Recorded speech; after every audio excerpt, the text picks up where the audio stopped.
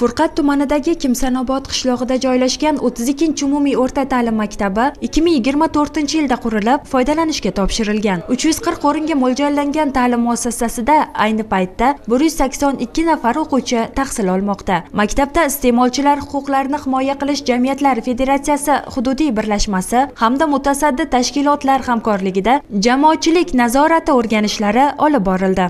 Xona haroratlari 12,5 dan 19 gradusgacha xonalarda sovuqliklar mavjud. Ba'zi xonalarda отоплениyalar ishlamasligi holatlari kuzatildi. Tibbiyotda ma'lum bir dorilar yetishmasligi mavjud. Bor dorilardan ham ulardan bir 6-7 xillari muddat o'tib ketgan dorilar aniqlandi. Tibbiy daftarchadagi muammolar har bir nafardan 27 nafar mavjud. Bizga taqdim qilgan qolganlar mavjud emas. Kamchiliklar umumiy holatda maktab ma'muriyati bilan gaplashdik va kelasi kelishimizda Xudo xolasa hammasini bartaraf qilamiz deyishyapti.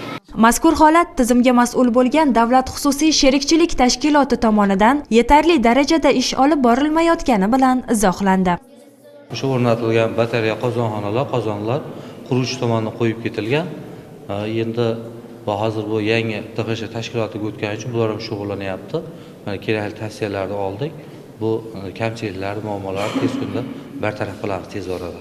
Tibbiyot xonasida tashkillangan dori-darmonlar zaxirasi, ularning yaroqlilik va saqlash muddatlari ko'rib chiqilganda, birinchi yordam uchun zarur ayrim vositalarning yetarli emasligi ma'lum bo'ldi. Ishchi guruh faoliyatini tumandagi birinchi maktabgacha ta'lim tashkilotida davom ettirdi. 2023-yilda to'liq rekonstruksiya qilingan muassasa bugungi kunda zamonaviy va shinam qiyofaga ega. Yangi binoda tarbiyalanuvchilar uchun barcha zarur shart-sharoitlar yaratilgan. O'rganish mobaynida xonalardagi harorat, issiqlik ta'minoti hamda sanitar-gigiyenik holat ko'zdan kechirildi. Muassasaning tibbiyot xonasidagi sharoitlar ham alohida o'rganildi. Birinchi tibbiy yordam uchun mo'ljallangan dori vositalari va jihozlar holatiga e'tibor qaratildi.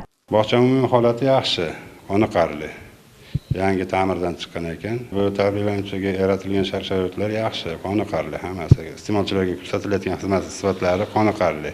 Ta'lim muassasasida tarbiyalanuvchilarni sog'lom ovqatlantirish outsourcing usulida tashkil qilingan. Mas'ul xodim tomonidan tayyorlanayotgan oziq-ovqat mahsulotlaridan namunalar olinib, ularning sifati tahlil qilindi. Oshxonada sanitar-gigiyenik talablarga rioya etilayotgani ijobiy baholandi. O'rganishlar davomida aniqlangan ayrim kamchiliklar joyida bartaraf etildi.